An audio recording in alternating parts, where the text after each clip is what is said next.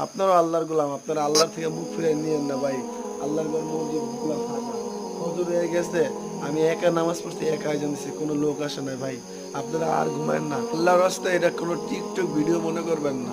ফজরে একা আয়োজন দিচ্ছি, একা নামাজ পড়ছি, একটা লোক আল্লাহর ঘর মসজিদে আসে নাই।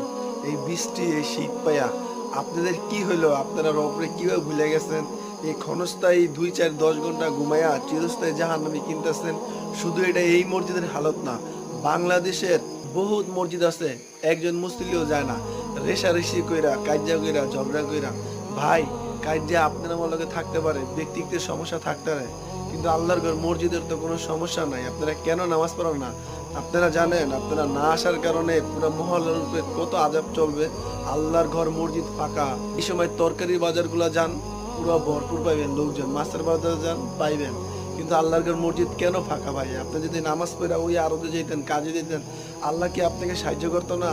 আপনি আল্লাহর ঘর মসজিদে আসেন না, আপনি কি শান্তিতে থাকতে পারবেন? আর এই দুনিয়া ক্ষণস্থায়ী শান্তি পেলে তো চিরস্থায়ী জাহান্না যেতে হবে। এই পৃথিবীতে আল্লাহর সবচেয়ে বড় হুকুম কি? নামাজ। আপনি নামাজ পড়ে যত খারাপ কাজই করেন, একসময় নামাজ আপনাকে বাঁচাবে ভাই। আল্লাহর ঘর মসজিদগুলো ফাঁকা পড়ে রয়েছে, আপনি কিভাবে ঘুমাইতেছেন ভাই? আল্লাহর দোহাই আপনারা আসেন ভাই। আপনারা এই কথাগুলা টিকটক ভিডিওর মতো ভাববেন না, এই কথাগুলা এক আল্লাহর গোলাম আপনাদের বলতেছে।